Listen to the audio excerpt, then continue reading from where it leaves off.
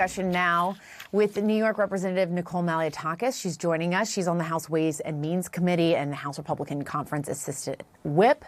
Congresswoman, thank you so much for being here with us. I want to start there where we just left off on this topic of Ukraine and what comes next. I know your district has a very large Ukrainian population. I want to get your thoughts first on that explosive meeting at the White House yesterday. Well, obviously, it took a disappointing turn of events, and as you said, I have a large Ukrainian population, and those in my district, and I think all Americans and people around the world want to see peace. We want to see a ceasefire. We want to see an end to this horrific, deadly war. Look, the American people have spent about $175 billion to support Ukraine, and we've done so very generously. But the prior administration seemed to do so blindly, without having a plan, without having a strategy. And I believe the Trump administration here is trying to move the ball forward to get us to a place where we can have peace. Again, it's not just the money.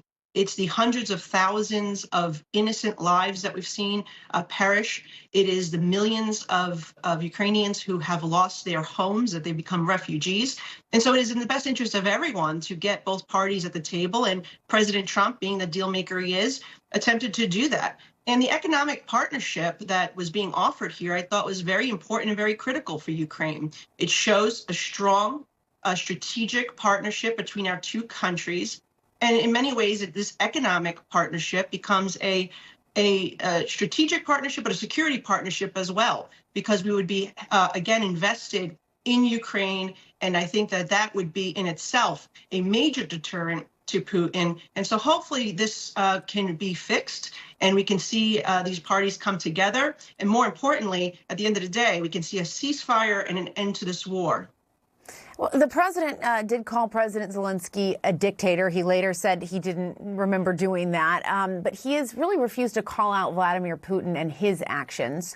One of your Republican colleagues in the Senate wrote today, she said, Lisa Murkowski, I'm sick to my stomach. The administration appears to be walking away from our allies and embracing Putin, a threat to democracy and U.S. values around the world. Do you believe President Trump has held Putin accountable for invading Ukraine? And is Lisa Murkowski right? Are you concerned about that? Look, I don't agree necessarily with that sentiment. I believe that President Trump is trying to take the side of Ukraine here, and that is why he offered this type of deal. He offered this type of economic partnership that would not only help the United States, because we are in desperate need of critical minerals to compete with China for the things that we need here, semiconductors and other things, but he was offering a way out for Ukraine. And that is so incredibly important, I think. I think it was a missed opportunity, quite frankly, from President Zelensky to not take that opportunity. And I think that that's the most important thing here, is that he recognizes that this war is at a stalemate. They will continue to lose young Ukrainian lives. They will continue to see the Ukrainian people be refugees if we do not put an end to this war. And this was the best option. It was the best option presented, by the way, of any leader in the world. We don't see any of these European leaders. And I know you showed the clip earlier of this meeting taking place in the UK. Very nice words, nice photo. But at the end of the day, who else is trying to get both sides to a table to negotiate? It is only President Trump that is doing that. And I hope that this can come back together. And Congresswoman, I do hear you on that point, but he also kicked Vladimir Zelensky out of the White House and got into a shouting match with him in the Oval Office. I mean, do you think that that's the appropriate way to treat an ally? Look, I don't think the other way. The Zelensky, or it seemed very not appreciative of what we were trying to accomplish here and the help that we've been giving him over the last few years. And so what was he to do? To just sit there and smile? I mean, I am genuinely asking how you think this gets back on track. He was coming here to sign a deal. This was an understanding that was the purpose of the meeting, to sign the economic arrangement that would have been a benefit to both of our nations and would have shown the world that the United States and Ukraine are together, that we're moving forward with an economic partnership, and that we're going to bring both sides to the table to get a ceasefire and bring peace and end this war, something that no other world leader has been able to do over the last 3 years. I also want to ask you about a couple of things that are happening. You've got a few things happening on Capitol Hill right now. There is a potential government shutdown looming. You have said that any bill is going to need bipartisan support. Some of your Republican colleagues, though, aren't going to support a bipartisan bill. Where would you say things stand now? Are you optimistic that you all can get there and avoid a government shutdown? Well, look, the president has indicated he wanted to do a continuing resolution, which means that they would actually be continuing the funding levels that President Biden had last signed in.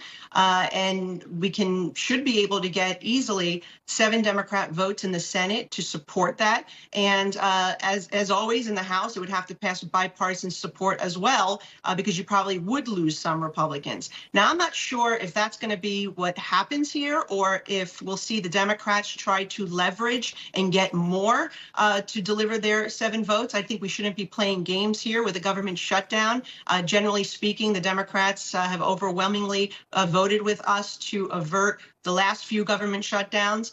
So I imagine that they would, if they have the best interest of everyone, do that. But I'm not sure if they're going to try to leverage it, and we'll have to see how this whole thing unfolds. But one thing is for sure, that it will require bipartisanship to get it done. And as a member of the Problem Solvers Caucus, I'm committed to ensuring that that happens and that we avert a government shutdown. I've been through about 4 or 5 of these already, and this is only my 3rd term. I think we can get it done again.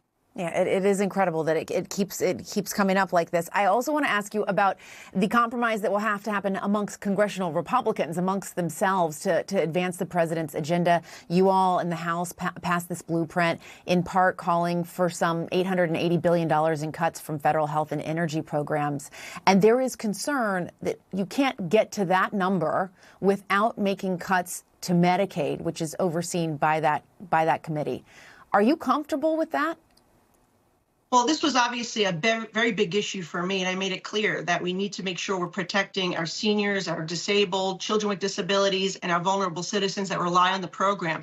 I was able to get assurances from the president as well as the speaker that we were not going to impact beneficiaries who meet the eligibility requirements, and also that the reimbursement for New York State would remain at 50%, that it would not be lowered. That was critical to protect my hospitals. With that said, I'll also point out that Caitlin Collins the other day also said that there's about $100 billion a year in waste, fraud, and abuse in the Medicare and Medicaid system.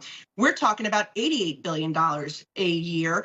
$880 billion over 10 years. So there's plenty to go after in terms of waste, fraud, and abuse. And we got to get these Medicaid fraudsters off, because what they're doing is they're actually hurting the very people that this program was meant for. And with a $37 trillion debt, which we need to get control over our fiscal responsibilities here, we have to make sure that these programs don't go bankrupt in the future. And the best way to do that is to make sure they're going to the people who are actually eligible for them. Yeah, and so it sounds like your red line is making sure that people who are eligible, rightly eligible, continue receiving those benefits. There are no cuts to those benefits, right? Absolutely.